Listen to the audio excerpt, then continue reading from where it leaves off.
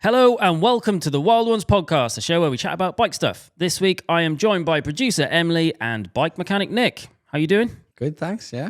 Yeah, good. I actually have some exciting news. Yeah, shoot. So we actually might be one step closer to getting Geraint Thomas on our podcast. Maybe. So the backstory to this is I have just set up the Cade Media Instagram channel at Cade Media Official, if anyone wants to go and follow us. And I've been putting out some little clips from our podcast. And one of those was the episode that we did with Perry. Preda ab Gwyneth. And one of those clips is him talking about when Geraint Thomas won the tour. Yep. And I tagged Geraint Thomas in it. And who liked it?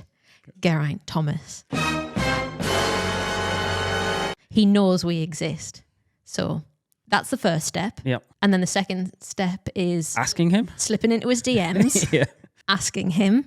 And then the third step, he just has to say yes. So what I'm saying is we're a third of the way there. 1/3, yeah. Yeah. Do you think we can get him to Newcastle? I mean, Or would maybe. would we have to go to like Saint-Tropez to record it? I mean, that would be a terrible shame, but I'm sure that we could manage it. Right, so should we get stuck into some news? So Lance Armstrong has popped up in the news for saying he can't understand why the current era of pros are so friendly to each other. So he shared a clip of himself on a podcast where he says, and I'm going to say it's kind of worded very weirdly, but this generation now, these guys go hammer, race each other, some guy will lose. The guy who wins is waiting at the finish line. They're fucking hugging it out. I'm like, what? He added, I'm impressed with this generation of cyclists. In many ways, they are more talented, but they do not compete like we did. Hugs and high fives, this would be totally foreign to me. You're just waiting there so you can hug it all out after you just lost. I'm not saying that our generation was the way to do it or that I was proud. I think it's kind of cool to see, but it wasn't like that for us. Never even crossed my mind. Thoughts? I'm embarrassed to say this, but I kind of agree with him completely. Do you? Gladiator style, man. You're fighting it out. That guy that's just beaten you is taking food off your kid's table. No, you've lost. That's not true. That's not true because they're salaried. No, they get bonuses for winning. But the difference between first and second wouldn't be much. I would be happy to shake the guy's hand and congratulate him because he's beaten me. The better man's won on the day, but I would be livid for at least half an hour afterwards. And then obviously we can be friends again. Similar to like the rugby, you see them fighting it out on the field. And then afterwards, like, I miss the old days when there was battles. Lance Armstrong versus Ulrich, the whole kind of like... But this is still happening. It's just Not when they're finishing, much like your analogy of rugby, they finish the race and they go, all right, the battle is over. But I'm not high-fiving the guy for beating me. That says I'll more shake about his you. hand and congratulate him. I'm not high-fiving him. I'm not going to be like celebrating his win for him. Yeah, I mean, I think it's really good to see. And I think Pogacar is at the forefront of being nice rather than being an asshole. And he's very pleasant. He posted pictures of him on the podium coming third, like really happy with the podium and that his mates had done better than him, but he was still happy with the result that he got. And I think it's really nice to see positivity and good role models in sport that doesn't always have to be about being aggressive, because once it finishes, it's finished. I agree with on the podium all of that completely. I mean, third is still it's an excellent achievement. I mean, it's people that dream, well, all cyclists dream to just get in the top 20, which is a placing in some of these. Don't you typically call third second loser? Yes, but obviously that's true as well. But yeah, but at the same time, it's the competitiveness of it all during the race when it's happening. I'm just more for, I want to see more of a battle. But there is a battle. They're all getting paid money in the end to entertain us. And that's how I want to be entertained. I want like Eben Etzebeth of the South African Springboks. You know, that's what I want to see in the cycling. You know, like anger and then afterwards calm down, be happy. But that is what you described. They're battling really hard in the race. Not and then on the finish once line. It's finished, they're then going, right, well, it's done now. I don't need to be aggressive 5 minutes anymore. later, maybe. I mean, it didn't run by 5 minutes. Interestingly, not to be defending Lance Armstrong, however, because this is ultimately, in a sense, it's talking about sportsmanship. And I had a little look into this. And there are scenarios in the early tours when Lance was battling Jan Ullrich, and I think Jan has a crash, and Lance basically slows down and waits for him, and vice versa. Lance has an issue and Jan slows down, and it's the idea, and they talk about this, and they kind of say, you don't want to win because someone else crashed, and it's basically seen as part of the mutual sportsmanship respect that you. is definitely important. I miss those days. I miss all. I'm not saying they're not doing it now. They probably still are. But I think also the other thing is it's generational. It's what I grew up with. Now, I can talk about. I've seen some horrible things. Obviously, you can go completely the other way. I've seen a lad that wanted to stage in the tour. I'm not going to name him, but I've seen a guy spit on the winner because he came second. Oh my God. Which is obviously taking it to the extreme. And I'm not saying that. All I'm saying is I wouldn't high five. I would shake his hand, congratulate him, but high five for me is too far. There were a couple of interesting comments under the article, one of which was prolific doper thinks good sportsmanship is bad for the sport, which I think is quite amusing. Someone else just replied with a gif from The Simpsons, which shows a newspaper clipping of Grandpa and the headline, "Old Man Yells at Cloud." Yeah, I think that, Lance Armstrong, whenever he says anything, it's going to come up in the news because... it's Lance. It's very polarized opinions. And there was a lot of talk around the fact that people think it's good that there's much toxicity. I think he was kind of a poster child for not only the doping, but also the aggression and toxicity that brought with it, right? He was known for bullying people so much that they weren't willing to attack him and things like that. He used to just tell people to get back in the peloton rather than go off the front because it didn't suit what he had planned for the race. I think that's a more important point because unfortunately at that time, sport-wise, there was a thing came out a while ago saying if his jerseys got taken off, if they banned everybody, took their results off them for taking drugs, I think the winner of the Tour de France dropped down to the 20th place or something, which is they all got caught doping in the end. Do you think there is an argument that because of the presence of social media and just cameras on famous people constantly anyway, that there's this idea that you're always being monitored? And do you think that makes people perform in a nicer way? Yeah, 100%.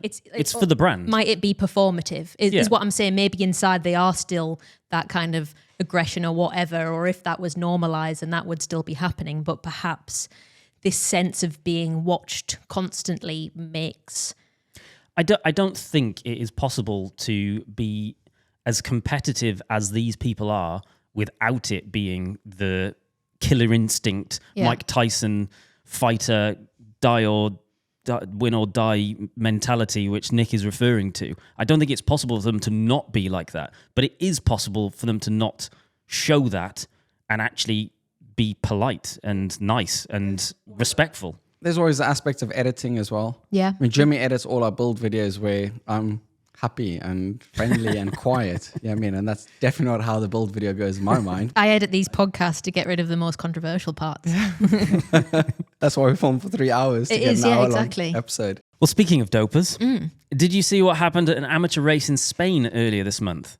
So anti-doping testers turned up and 130 riders mysteriously abandoned the race. Yeah. So this happened at a race in Alicante. 182 riders took to the start line and only 52 finished. This was a huge drop-off rate even compared to previous races. One anonymous rider told the Spanish website Cyclo21, "Everyone knows who's at it and who's not. Wherever there are tests, curiously, the same people do not finish the races in order to avoid the test. Of course, without proof, we cannot make accusations, but it's all very obvious." So Francis has told us a story before when we've had a conversation about this, that when he was at a Belgium Kermesse race, there was 150 people on the start race. A drug car turned up, probably not the kind of drug car that you would get in Newcastle and other areas that I grew up in. And miraculously, only 50 people ended up starting the race because 100 of them disappeared.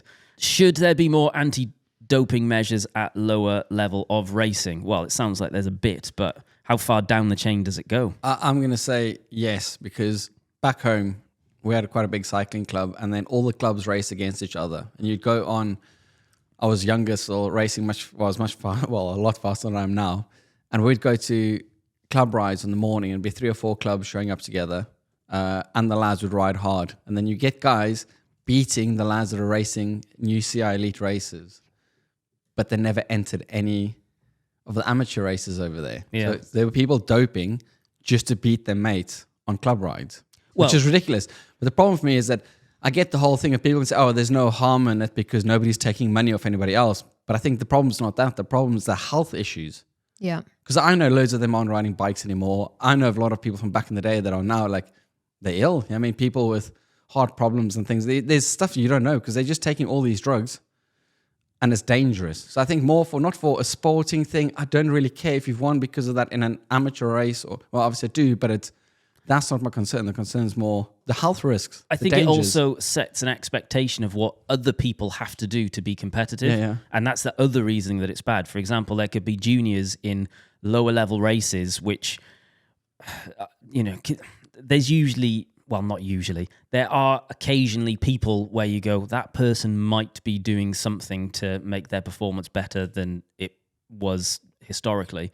And it encourages other people to also do things that they shouldn't be doing to try and match other people's level of progress.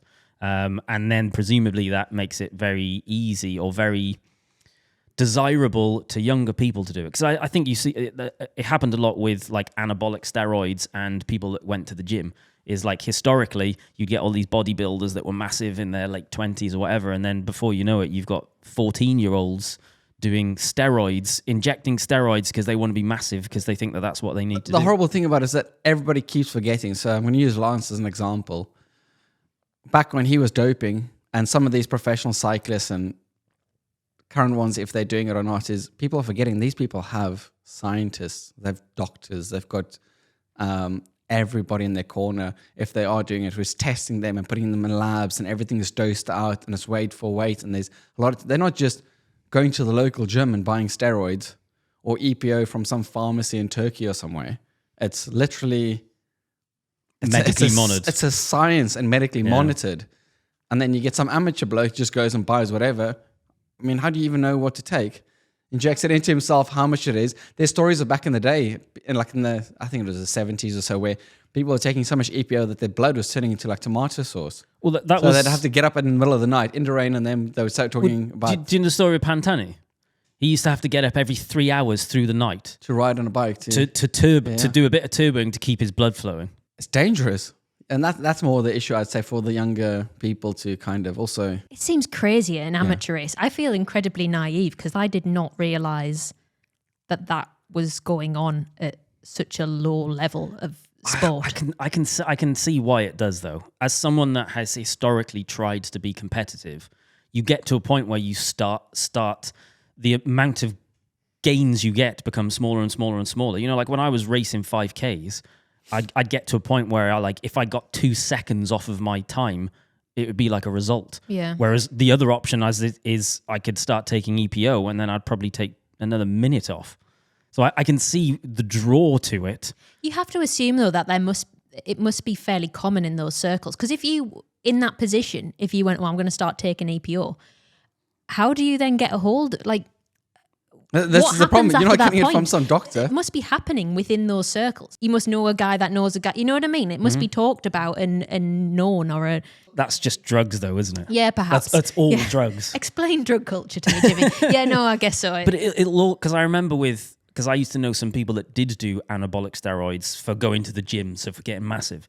And it would come with, do this, but then also take this primrose oil or whatever it is because it'll help this. It comes with an off-the-record, dodgy list of things that you should or shouldn't do to try and give you a better chance of not having weird side effects. I imagine the same thing's going to be for the whole performance-enhancing space. Yeah. But I don't know. The reason it's banned is because it isn't safe. So, don't do it, kids. Oh, there's loads of stuff that gives you performance enhancing that isn't banned. And I suppose because there's no health risk or it's difficult to monitor. Like caffeine. Caffeine does give you some kind of performance. Some people might say there's tests saying it doesn't, but my experience, I ride much better when I've had some. So caffeine, the studies with caffeine are that it reduces your perceived effort. So if you do, you ride FTP effort for an hour, with and without caffeine, if you do the same amount of effort with caffeine, it will just feel less painful. Yeah, okay.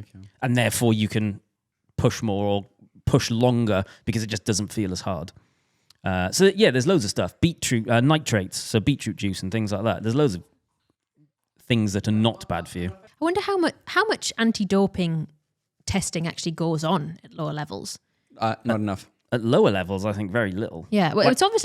It is obviously happening. Maybe they could take a record of who ducks out and see if it over a season how. There must be I don't know. But there's So James has said to me, I don't know, were you in the shop? And he was saying he did a race recently. It was the first time ever in his entire career where they had testing. Right. Which is ridiculous because I know he's racing level, at Conti level, yeah. But I mean, Conti level races with the pro Conti lads. They just don't get paid salaries.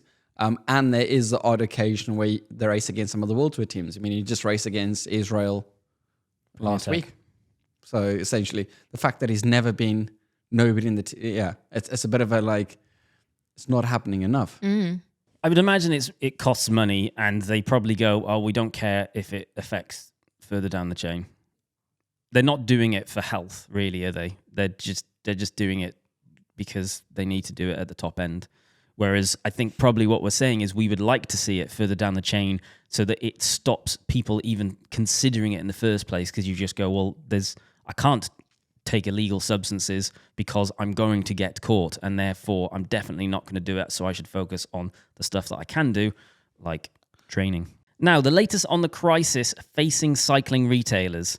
So, Geraint, the bike manufacturer, their pre-tax profits have almost halved in the last year, and its sales were down 16%. Again, they are saying that they're struggling with too much inventory and not enough demand. Meanwhile, demand, that's putting it on the consumer. It's the consumer's fault is basically what that says, doesn't it? I don't think that's what it says, no. It's just their supply outstrips their demand. I think it's just terminology. But oversupply is what they should use the wording for, not the demand. Yeah. We have oversupplied, not they have underdemanded. Meanwhile, a leaked memo from Trek suggests that it's about to start downsizing its business significantly. Oh, was this a leaked memo? I saw something about this the other day. So they're planning to cut their spending by 10% and reduce product models by 40% by 2026. Again, they're struggling with high stock levels and not enough demand. President John Burke told company leaders the market is in chaos. Is it a sensible move, what Trek are doing? I would say absolutely yes. There's more variety than there needs to be. As someone which has historically worked in a manufacturing or production, a product-based business, having lots of different products and models, it's just money. It just costs more and more money just so that you can have them. So this Trek thing came out at the Taipei bike show. I read an article about it. I can't remember what the magazine is called, but it's a magazine that's covering the show. And that's basically where the industry goes. So you get loads of different bike shows where consumers go, you get one where retailers go, and then this one's where the big factories and everybody shows up. I think I want to go next year. Oh, definitely. It's be the highlight of my year going there. But they interviewed loads of people that own different manufacturers or like industries. So like Trek's the owner, like everybody's in charge of all these big companies. And one of them said, which is probably the truest thing I've ever heard anybody say about the industry. And he said, the industry isn't run by business people, it's run by enthusiasts. And that goes down to bike shop level for me as well, I think. And he said, we've got too many monkeys and not enough organ grinders.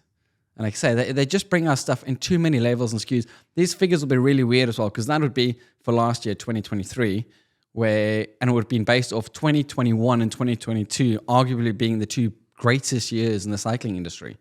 And people just kept on producing, thinking this lockdown craziness was going to go on forever and ever, and didn't factor in the hangover that's going to happen afterwards.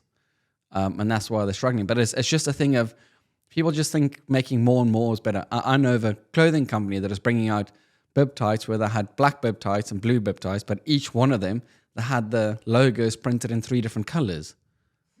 So now you've got 2 bib tights could just work, but one's got silver logos, one's got white logos, one's got orange logos, and you think to yourself, you'll know how many extra SKUs, and then you have to make for all these sizes and things, and you're just creating more and more and more. And it just makes it much harder for everybody, because if you have to stock in, you have to keep all this extra stock to be able to cover the range.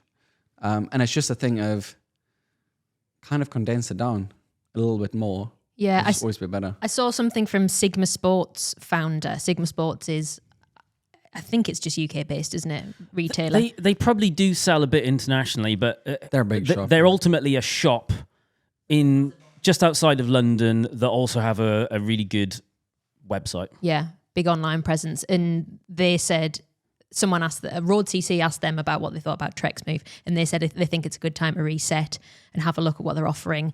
And they said that they have done the same thing in the last couple of years. Giants and all the companies making more and more stuff. It's just they bring out frame sets in 3 different carbon layups. And most shops wouldn't even know what the difference between the carbon layups is, let alone the consumer. Just kind of scale that down, and then all the different colors and things like that. And then every year forcing a new colorway, which they've not changed anything on the bike. They've just made a new color. And then they have to get rid of the old ones, and it's all these things. I mean, it's just a thing of... I guess it's something that works when the market is on the up in terms of people are buying. You want to have as much possible choice for people to buy, I guess.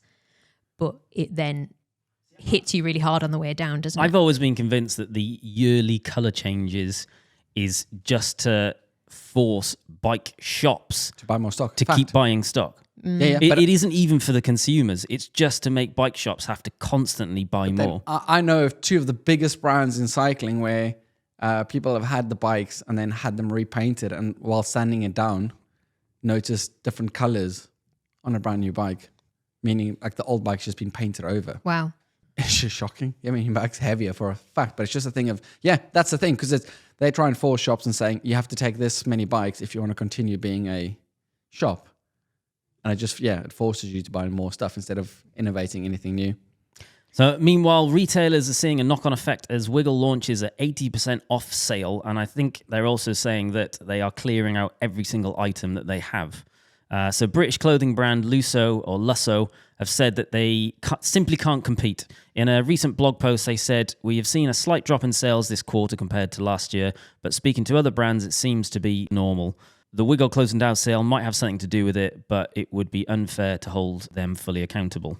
It's everything though, isn't it? Whether it's Wiggle aren't the only one that I've got a sale on currently. All of last year, we basically saw massive sales from every part of the industry. And if one person if your competitor has a sale, you're forced to do a sale. And we saw, Giant, their profits were halved and sales only went down 16%. So that says they had sales on. Canyon, the same thing happened to them. So it's kind of, once one person goes, the rest is doomed to follow, I guess. But I think it's like toilets.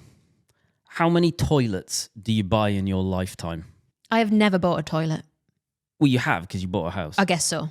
I've rented toilets. And then at some point, bought a toilet. A toilet might break and then you have to replace it, or you might do up your bathroom, whatever. Ultimately, it's infrequent, isn't it? There's a limited amount of how many toilets you're going to buy in your life. Where's this going? The same thing applies to everything in one capacity or another. How many sets of cycling kit are you realistically going to own before...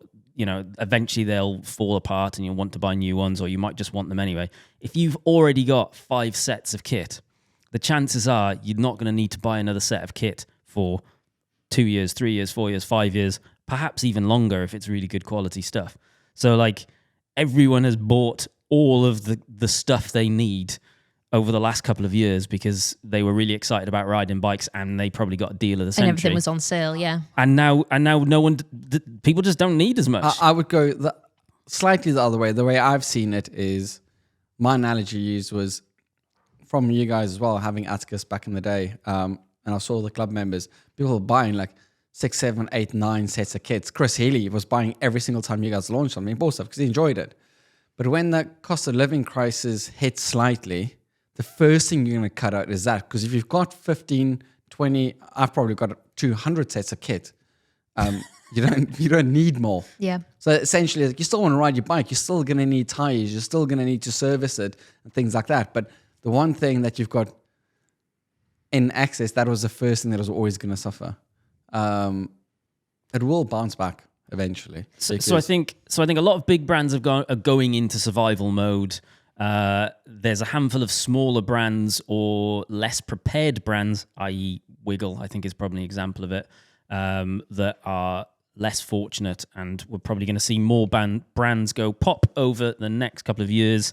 My gut instinct is we are still 18 months from the turnaround and the next cycling boom to come back around. I think it will be interesting to see, because it's the Olympics year this year, isn't it? It is, yep. And 2012 was a really pivotal moment because I was going to say the UK, Team GB did really well in the cycling, and there was a massive uplift in cycling in this country, and it's kind of what brought about the boom. So perhaps if we get good results this year, there will be, I'm not sure it'll be enough to correct what's going on, because everything economical in terms of cost of living will still exist potentially, but it will be interesting to see if it will change perception and get things moving, or at least anchor them so that they're not going further down. I don't think it'll have any impact. Same, yeah. And the main Fair reason enough. is there's no hype about the Olympics this year. There's no buzz. So I think the 2028 Olympics, which I believe is in LA, is going to be part of the next boom. I think people will get really hyped up about it. I think America will go wild for making it like huge and exciting and marketing the hell out of it. And I think it will. I think there'll be a big buzz around the 2028 one. But they would have to bring in new disciplines as well. Like bike jousting, Yes, exactly that. bike javelin, Bike javelin. bike discus. Bike jousting, you get tandems. Obviously, you put bigger rider on the back, smaller rider on the front. The one on the back's got the lines. Front one's got like a fairing shield thing, obviously, so that they, yeah. Next, can we spare a thought for Mark Cavendish, who's having a rough start of the season? So he dropped out of the UAE Tour with illness, missed the cut-off time for the Tirreno Adriatico Stage 5, and his DNF at Milano Torino is now his third in a row. He showed a promising start in February's Tour de Colombia, where he got a stage win and a podium. But these latest results cast doubt over his bid to outdo Merckx's stage win record at this year's Tour. So the big question is, do you think he'll achieve his dream of a 35th stage win at this year's Tour de France? I think everybody misses the point. Cavendish is the greatest sprinter of all time. He's done all of, I mean, he is. There's no debating it. The results speak for themselves. He doesn't have to do what all the other cyclists do throughout the entire year, have this massive build up their Palmares and wins and things. He's got all the wins. All he needs is one more win. He doesn't need to be fit now. It's great to ride some stuff, but the Tour de France is a long way away for him to gain fitness. He could probably have surgery on something at the moment and still be fine for then. So I think he only needs one win, one stage. And he's going to have several opportunities in the Tour de France. And he's probably the worst person in the world to bet against. I mean, look at him a few years ago when everybody said he stands no chance. And he came out and he just absolutely he embarrassed the other sprinters. He just needs one. So I think I want him to get more than one. I don't want him to just have one more. I want him to win like 4 stages in the Tour de France. I'd be happy with one, but yeah, I would never, ever, ever discount him. He's not old enough to be discounted yet either. I mean, back in the day, people were winning. I think, was it Cipollini won at like 38 or 39 years old? He was world champion. Right. So I want him to do well. I think that he is not going to do well. I think that the current level of pro cycling is evolving. I think it's becoming significantly more marginal, and I think the day of the old school pure sprinter is done. I think the pace is getting so high that pure sprinters are no longer even able to get through the race. So I think what we'll see in this year's Tour de France is a pace that is so high that by the time they get to the Champs-Elysees, there's going to be practically no pure sprinters even left in the race. I don't want him to win the Champs-Elysees. I want to win him one of the first sprint stages. He's a gladiator. He's already talked about it earlier. He's a guy that'll fight. He will die before letting anybody. I mean, all these crashes and things is because there's no gap, but he will go. I mean, don't. I was never a fan originally because it is. I think when I was a kid, I liked the wrong sprinters, but he's like a Robbie McEwen back in the day who didn't have a sprint train and just used to fight his way through and kind of win stages when he shouldn't have been winning, like against the odds. That's Cavendish. I mean, I really hope. Yeah, I really, really, really hope he gets it. It's a good point you made, Jimmy, about the day of the pure sprinter. Because I guess a modern day version of that would be someone, I guess, like a Wout van Aert, who is very good at a sprint, but is a much more all-rounder, isn't he? He is way more than a sprinter. Yeah, yeah. Him, Matthew Van Der Poel, they are unbelievable riders. I mean, if you think as well as, I mean, they're at the top of the sport for cyclocross, and then they are at the top of the sport for cross-country mountain biking. The only discipline they're not entering is downhill. And speaking of Matthew Van Der Poel, he just signed a 10-year deal with Canyon, didn't he? Yeah, which takes him up to the age of about 39. So he's going to pretty much spend his whole career on canyons. That's a good move as well. I was talking to Francis about this morning. He was saying, you know, pro cyclists coming towards the end of their careers are struggling to work out where their income comes from. So actually securing a long-term deal at the height of your career, that's potentially then going to see you through to your latter age, the latter age of 39 or whatever. But he's a Dutch national hero. You're not telling me he's paying for any food ever again in that country. He doesn't need the 10-year sponsorship. Yeah, fine. But but you know, you live to your means, and once he's, you know, right now he is number one or he's right up there, but in 10 years' time that there's going to be younger, fitter people coming through. How does that play out for teams? So let's say his team next year is on a different bike. Is he like, oh, I'm not riding your bikes, I'm riding Canyon? So Alpecin Quickstep have signed with Canyon for another 5 years. Yeah. So at the very least, what we will see is him being a pro cyclist for the next 5 years. So I've heard some stuff where some riders are, I know certain contracts are different. I know there are riders that are signed to bike brands, not to the teams, and they lend the riders to the teams. I don't know the ins and outs of that, but it's obviously very complicated because it depends on, you know, like Sagan was famous for his relationship with Specialized. Yeah. Like he it was just, that's how it worked. And it was I'm Cannondale assuming, originally. Was it? Yeah, yeah. But well, he was the poster boy for Specialized for a long time. And I think ultimately what we're seeing with this Canyon deal is a similar sort of Alpecin thing. de Koning he rides for. That's the one, yeah. But ultimately, he's definitely with them for the next 5 years, and then he'll then either renew, knowing that Canyon are part of that deal, or he'll retire and just do whatever else he wants to do, or just do mountain bike, whatever it is. I actually think the interesting thing with those two people is I think what's happening is I feel like Wout van Aert is evolving into the next phase of his career, because a few years ago he was absolutely everywhere. He was so aggressive. He was attacking everything. I think he's either grooming himself into a GC space, or he's just going like proper domestic setup for the world, for the Grand Tours. And I think you've got Van der Poel, which is kind of becoming the character that Van Aert was historically, which is this like really aggressive person. Yeah, but I think there's still there's too much weight. Not too much, but there's a lot of weight beyond Grand Tours. Tour de France is everything to everybody. And it's all good and well. You can get like people have won the tour, and that's great, or won 5 tours, whatever it is. But Van der Poel's won at everything. I mean, he's been cyclocross world champion. He's road world champion. If he wins mountain biking, then there's Olympic champ. There's all like he's a much more rounded cyclist. The last time stuff like this happened was Eddie Merckx days, when he was just winning every single bike race that he entered. It's interesting. It's good to watch. I'm not happy about the Canyon thing, but obviously that's just me. I think it is a great deal for him. He's never going to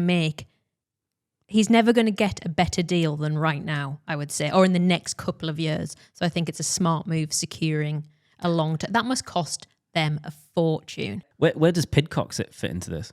Pidcock's, I think, is, well, from what I've heard, is transitioning to World Tours, where he'll end up going, because he can climb. I mean, he can descend. Did you watch that Milan San Remo, the last, like how close he was to the wheel? Mm-hmm. I mean, I don't think people understand the speeds in the corner. You don't know what the guy in front of you is doing, because he's not worried about who's behind him.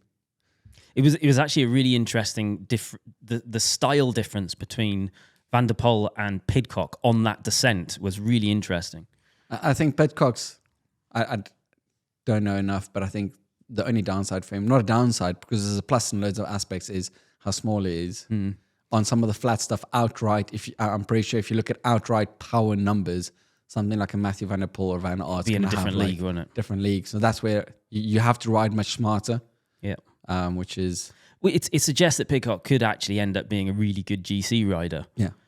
But you've got your Vingegaards and your Pogacars that are absolute babies, and they're not going anywhere for the next 15 years. I don't want Pidcock to become a GC rider. It'll be great at the same time, as long as it doesn't sacrifice the way he rides at the moment, the aggressive style and things like that. It's fun to watch. You don't want him, them to get to a point where, like Chris Froome's days, and that where everything was very measured. I mean, it's good, and I know where they did it because they had great success at it, but I just don't want racing to be as measured, where it's like they know exactly what was. I want power meters to disappear, radios to disappear, all of that, so that essentially you don't know how much power you're putting through. You just need to go off feel, and if your feel's not good, you could just explode. No radios, meaning your team could be off the front, the team leaders popped at the back, but nobody can tell them. They have to wait until there's somebody next to the road saying, like, you lads need to slow down, mate, and like screaming at the TV because, like, slow down, you're leaving your own guy behind, that kind of stuff. I just think it'll be, in the end, all of this is entertainment. That's it. It's there to entertain us. Very true. Not for anything else. They are dancing monkeys, and we need them to dance more. Like entertain us. That's it. It's everybody misses the whole point of this. This is what this podcast. It's to entertain people. Yeah. It's interesting because I think we've talked about it before, but boxing's kind of seeing that now. It's why, the YouTube is getting into the boxing stuff. It's almost, it's resurgence of the sport because they are making it entertaining. They know what people want to watch. And also, that is a lot of pro cycling analysis we just did then. So, in summary, how many stages is Mark Cavendish going to win? All the sprint stages up until the big hills. I say 0. I haven't seen the courses he's not going to win all. I want him to win all, but if there are stages that he can win before it gets hilly, then I would say he's in good contention. Currently, I'm thinking he might not even start it. That would be devastating for Astana because their whole team has basically been built around him. But I mean, it's not like they had. I was going to say it's not like they have anything else going for them, which is a very brutal thing to say. But ultimately, it's good marketing from them to do that. Time for another round of overrated or underrated. I'm going to read out a list of things. You're going to tell me if you think they're overrated or underrated.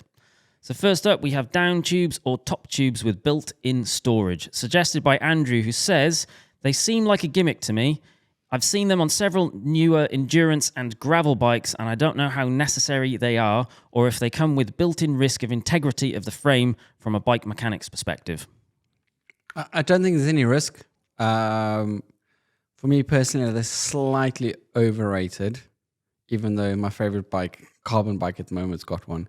I do like the idea of being able to just put like a raincoat or something in it. I wouldn't keep like my lunch and all my tools and stuff in because it's not easily accessible. You still want a different bag and stuff, but just for like, I think if you're just using it for raincoat or to stack, put away like a gilet or any kind of shake dry thing, great. It's extra storage. In terms of integrity, all these manufacturers are testing it before, and if something goes wrong with it, then obviously that's going to get covered by warranties. No ways they're going to get out of that. I think they are overrated because I've never, like, I can just put a top tube bag on or a bar bag or a whatever bag or use my pockets. Which is extra bags, but I don't need the extra space. No. Rob's got one like on his Mog. And he do use, but I think he's using wrong because he puts everything so far hidden in there. When every time he needs to use it, he needs to stop and take his bottle off and all these things to get it out. I would literally just use it to keep in summer a gilet and in winter a raincoat. That's it. I think it's the kind of thing that, because I imagine Rob is the kind of person that likes his bike neat. Yes. And therefore he is willing to jam. And he also probably likes his pockets empty. Yes. And therefore he's willing to jam absolutely everything into that frame so that he can keep everything neat and his pockets empty. Whereas that isn't the point of it. It's like, I think it's overrated. Correct me if I'm wrong, but at the moment I've only seen them on an Envy Mog, which is an incredibly expensive bike, and Argon 18.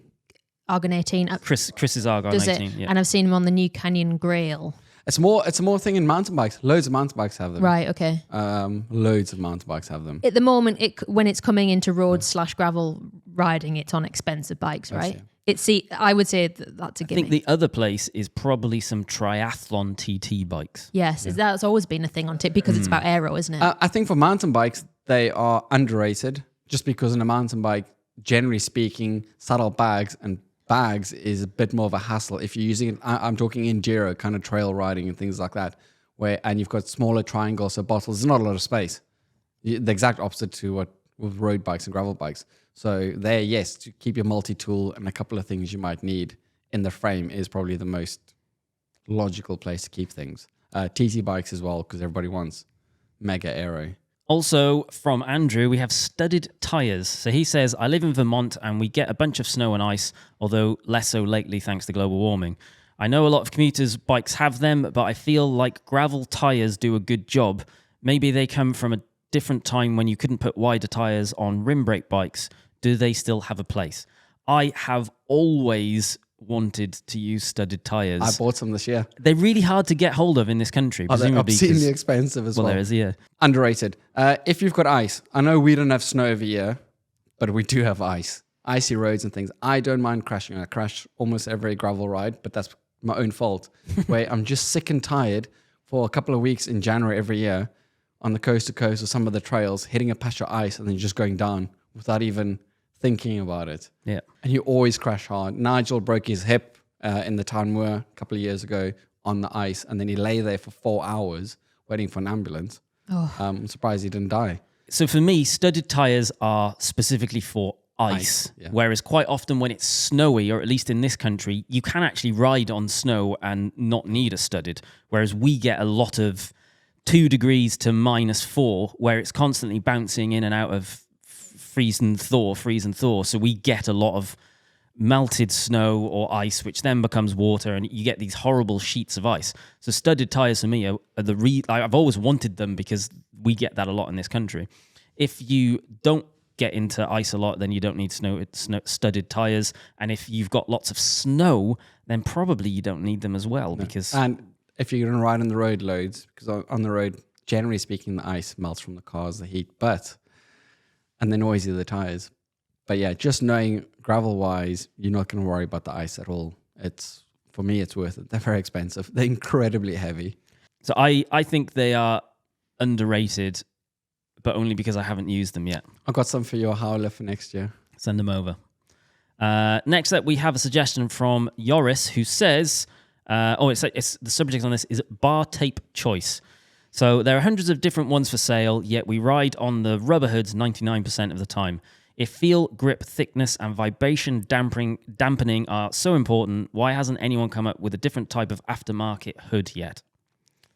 I think it's a very good point. Or I actually do think it's a very good point, because I am one of those people which says I don't use the drops pretty much ever. I spend, like he says, 99% on the hoods, and occasionally I'll put my hands on the top where it's taped. Generally speaking, your hands on the hoods, but the like ball of, I don't know what you call it, but like the bottom of your palm. Let's call it the heel. The heel of your palm is on handlebar tape, and that's where most pressure goes through. Next thing is that I think as big as some of these handlebar tape manufacturers are, none of them actually, well, I'm going to say none. Very few of them make their own handlebar tape. They all just buy it. There's generic companies that make handlebar tape, and everybody just rebrands them. Like our Triple B stuff we use is exactly the same stuff Fabric uses, and a few other brands. But the companies making hoods, bizarrely, it's a big thing. If you see Shimano releases a new group set, or Campag or SRAM, they always go on about the development they've put into their hoods. So they more think about the important thing there is grip and ergonomics and sweat and things like that. So it is good. It is a good point, but at the same time, if you've got massive problems with your hands, no amount of tape's really going to work because you'll go too thick. Get yourself, shameless plug over here, a Redshift suspension stem. That's made a massive difference for me. Ultimately, way more than tape. My opinion on this, and I think you're probably going to agree as well, is buy cheap bar tape that's got a bit of grip on it and a bit of firmness. Some of the expensive tape is complete waste of money. From a bike mechanics perspective, if you buy something that doesn't have a sticky backing, where it's more of a gel backing, that's better for me, because you get tape in that's been glued to your handlebars. It takes me longer to take the tape off than it does to wrap the bars again, and then whatever wraps easily. Yeah, cork tape bizarrely is massively underrated, I think. Just, it's nice. So what we're saying, bar tape choice, overrated or underrated? Overrated. Overrated. There's way too much of it. You just need like £5 piece of cork tape or whatever. Don't think Bosh, you get it done. for £5, but £10. Yeah. Next up, we have Fluff Up of the Week.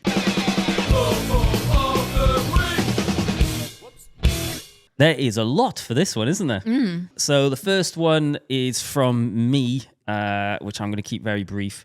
I didn't think I had anything to do yesterday, so I decided to work on the house instead. And then when I got to the end of the day, I realized I missed 4 meetings, which I will have to reschedule. So if you are one of those 4 people that I missed the conversation with, I do sincerely apologize, and I will reschedule you shortly. Cade Media's got no sponsors left. Slacking off while the boss is away. And then there's also some special mentions for Francis Cade on his trip in Malaysia. We've got Lawrence, who forgot the skewer for his tail fin, so they had to botch something together. Francis fell down a hole and cut his knee. And also, I noticed this morning that he uploaded the most recent video at 5 a.m. when typically we would upload it at 1 in the afternoon. I can't believe them lots being tail fin product testers / Ambassadors, all of this, didn't realize that you can fit a tail fin without the skewer. It can still go onto normal pannier rack mounts. That every single one of them comes with adapters included with your tail fin. When you buy a box, it comes in it. So you don't have to, the skewer is nice, but you don't need to use a skewer. You can actually just mount it directly on. It could even have gone beyond where take the ends of the tail fin and then screws would fit through that and just screw into your normal pannier rack mount. So it's not something that needed a special adapter from, even though it comes with a tail fin. You could just go, any bike shop's going to have the bolts. And most bikes actually have the bolts on the frame. Well, I feel like you should be telling them that. If he just rang me, it would have been over the phone. Yeah, no worries, mate. Take these bolts out of your wherever on your bike, and then that's a fixed. So zero sympathy. I mean, that's shocking. If I was Tailfin, I would cancel their sponsorship. And yeah. Let's head over to our emails because it's time for Listeners Takeover. We need more jingles, don't we? We definitely need to make some more jingles. Stop saying it and just do it. So, from Kit in Hong Kong, love the podcast and all the other content. How do you convince or lure? I always find that word really hard to say because people say it as lure. I would say lure, but lure. But I say tour, and whereas I go lure. Anyway, how would you convince or lure non-cycling friends and family to get into cycling? Bikes and all the accessories can be expensive barriers to entry. Those rental city bikes are all well and good, but they are a bit slow and boring. Maybe a second-hand road bike is a place to start. It's a good question. I think I have some experience in this space because I convinced you to start riding bikes. Yes, you did, yeah. How did you do it? The first thing that I did was I bought you a really cheap bike that was something in line with what you would expect. So it was a town bike. It was upright. It was foldy. It had a basket on the front. It was all the stuff that you would look at in a bike at the time and go like, "Oh, that looks like fun. Yep. I'll have a little pootle on that," which you did, and you thought it was enjoyable. Another thing that you did with that bike is you took all of the unnecessary parts off it because that was the next bit. Yeah. All right. Sorry. Go on. Then when you were like, "Actually, this is quite fun, but this bike's a bit of a brute," we then stripped loads of the metal off it because it was heavy, very heavy. And then you were like, actually, this is a little bit more enjoyable. And then the next phase was to convince you to get a proper bike, which is ultimately something that could be a drop bar handlebar bike in the future. So then I funded, you paid, I think, about 500 quid. And then I put an extra 1,500 pounds in without you knowing to get you a custom made steel bike with, again, wraparound bars. And granted, it was way over the top. We didn't need to do this. But the whole point of this was that it could be converted to drop bar if you decided that you liked it even more, which I was pretty confident that you would. So you then had this bike, which very quickly you then again maxed out. Yeah. And then we converted to a drop bar bike. And then you were like, right, yeah, this is the one. We also did some cycling at the Lee Valley Olympic track, which is a 1 mile road circuit. So it's free from cars. It's proper smooth tarmac. And that was the first time I tried a drop bar. And it allowed me to do it away from cars and on a very smooth surface. So really get to grips with that kind of mechanism. I don't think that you're saying the way to do it is spend $2,000 on a custom steel bike. But the point is, I mean, number one, you have to know whether people are actually interested in it. But I think it's, yeah, you're right. Do it in stages. Drop bar is a really hard thing to get used to, first of all. I would say if we'd gone straight to drop bar, you would have been like, this is twitchy and uncomfortable and horrible. I have no interest in this. Yeah, I agree. And I knew how to ride a bike. I had not done it for a long, long time. But yeah, it's a completely different beast, isn't it? We also did a lot of road etiquette education. Yeah. If that's an appropriate way. Ultimately, I taught you how to ride on the roads in London and not get killed. Yeah, safety is a massive issue, and it's one of the there's studies into it that show that safety is one of the main barriers to entry of taking up cycling, as well as free time. But breaking down those barriers to safety, being able to, if you've got access to off-road paths that you can practice on, or safe spaces to do that, and learning about etiquette, that can be one of a really, really good way to break down those barriers and make it seem fun rather than terrifying. I would say 100% do not buy a mid-range bike at all. Don't be spending £1,000 on a bike. No. Because the problem is that two things are going to happen. Either they're going to not get into it, you've wasted a lot of money, or they're going to get into it properly, you still wasted a lot of money, because then they're going to want a nicer bike, especially if you are coming from a cycling background and riding very seriously and you've got all this kit and all these things, and then essentially start doing things together. I would suggest you buy a really cheap, decent quality hardtail mountain bike. Hardtail mountain bikes tend to be the cheapest bikes to buy because they're made in mass. And it's something that if you were to get into it properly, ride loads and get yourself a road bike or gravel bike or whatever bike you want, it's not a wasted bike. It's something you can still use around the town, or like as your commuting bike or going to the shops. I guess the other thing to work out is how much time are you willing to dedicate to helping ease that person into the transition? Yeah. Because, if you're expecting to do 2 sessions and then wanting to go off and do, a faster ride or a longer ride, then they might not be capable of doing that. And there's nothing worse than feeling like you're slowing someone up or getting dropped or whatever. So I guess be willing yourself to commit the time as well to making it enjoyable. So from Sam, at the start of June, I'm going to be participating in an event called Alpe D'Huez, where I'll attempt to ride up Alpe D'Huez 6 times in one day with thousands of others for cancer research.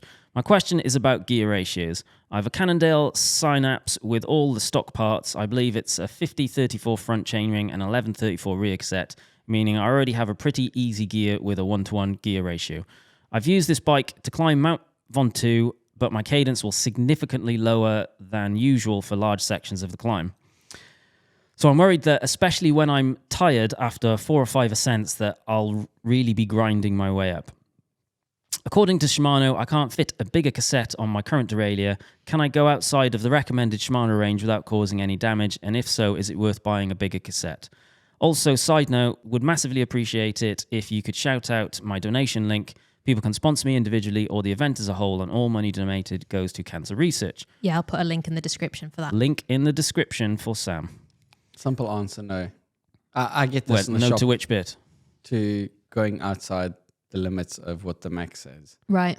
There's forums on the internet that says you I've can done go it. bigger and stuff. I've done it loads of times. It works fine. No. It's a warranty breach, but I've done it loads of times and it works. You can even get a wolf tooth link extender.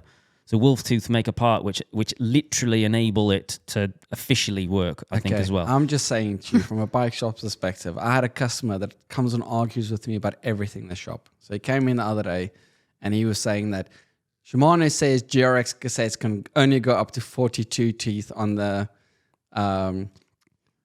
11-speed ones. But he has read on loads of forums that you can put the 46-tooth one on. And then I said, yes, but Shimano says no, so we recommend you don't do it. Yeah, fair enough. And he argued. And then in the end, it's like, why are you in the shop? He's like, because it doesn't work.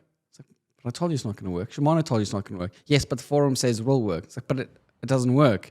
It's one of those, just generally speaking, I would say no. Don't do that. If it's a big event, you can do that. See if you've got a friend who's got a gravel rear derailleur and a cassette and borrow one. Swap it out, because most of the 11-speed Shimano's, if I'm assuming it's Shimano looking at this, It's got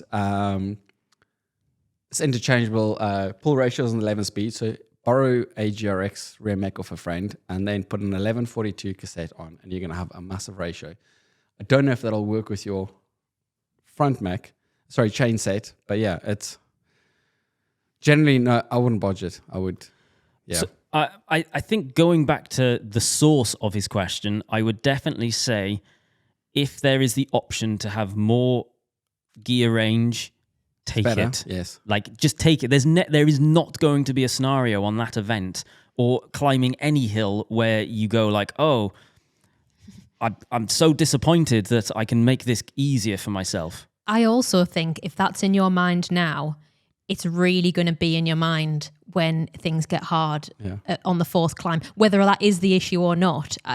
I don't know. For me, that would be a sort of little brain worm that buried in. That was, there's a bizarre thing with road cycling. So technically speaking, a 1-to-1 ratio, in terms of efficiency, if you get to 1-to-1 and you feel you need more gears, it'll be more efficient. Or even if you ride at 1-to-1, it's more efficient if you had no luggage. So this is talking in the sense of no luggage in your bike and it's on road. It's actually more efficient to climb off your bike and walk. You'll use less energy to maintain the same speed. It's not the point. That's not the point. What I'm saying is, on a general climb, I say to people, if it's just for everyday riding, then I wouldn't, because I would just get off and walk, because you'll use less energy, so you'll be less tired. But saying this, where it's 6 times up the same one, you have to start thinking of energy for late in the day, and you're going to continuously be climbing. I would get easier ratio, but for going to Mont Ventoux, Alpe D'Huez, and doing all of this, it's going to be hotels, it's going to be trips and stuff. I would see if you can borrow different rear derailleur and possibly chain set to make it easier, or buy one. Yeah, if money isn't an option, which doesn't really apply to anyone apart from 0.001% of people, then I would say change something so that you've got more gear ratio. So I was riding my gravel bike on road yesterday, and I've got a 42 chainring with a 52 biggest ring on the cassette on my howler. So it's a 42 front chainring with a 1052 rear cassette, and I was using that 52 to climb up some of the climbs I was going up yesterday, and I was like, I love that I have this outrageous gear ratio because it allows me just to spin and enjoy it. So I definitely think you should get some more stuff. You shouldn't technically ever go outside of manufacturer's warranty. I have done it myself, or manufacturer's recommendations. I have done it myself and made stuff work. It always is a botch and it doesn't work amazingly, and you'll probably need to get a new chain because it'll be too short. Wolf's Tooth do a thing which enable you to get a couple of extra something or other in, so have a look at that option. Alternatively, look at a different rear mech or different chain rings or something along those lines. If you are unsure, speak to a local bike shop that has some good recommendations from your mates. A new cassette with bigger ratio will be just as expensive as buying a mountain bike chain set, a cheaper one, and then get a mountain bike chain set with like a 28 or 32 ring, because I'm assuming you're only going to be worried about riding uphill, not downhill. Yeah. So then you can get more than 1-to-1 ratio if you do it that way. Well, if he goes to a bigger cassette, he's definitely going to need a chain as well. Yes. So where if you just go for a really small, I'm talking like 28 tooth chain ring onto a mountain bike cassette, or some people do aftermarket ones that might fit to his chain set. Yeah. You can still use your current cassette. You can use your current chain. You're just going to have to shorten it and then buy a new chain afterwards. But yeah, that's going to give you, because I assume for this kind of event, all you worry is riding uphill. Downhill, you're not going to be, Alpe D'Huez has got 21 switchbacks, I think. You're not hammering it down there. You're just going to freewheel all the way down, turn around and ride up. That's going to be the cheapest option, I think. Good luck for your event. Sounds brutal. Thank you to those that sent in questions for Nick. We had quite a few extras, so we're going to release some more of those in a future episode. Next week's guest is our pal James. He's an elite cyclist, a professional cycling coach, and has a special interest in sports psychology. So please send him your questions to wildonespodcast@cademedia.co.uk, and we will chat through them in next week's show. Before we go, I just want to say a massive thank you. Thanks for listening, and thanks for leaving us a 5-star review. It really helps us grow the podcast. If you're listening to the audio version and haven't yet, please go leave us a review. If you're watching on YouTube, please like and subscribe. Thank you for your continued support. We appreciate it very much. Thank you. Goodbye. See you on the next one. Cheers, Nick. Bye-bye, everybody. Bye.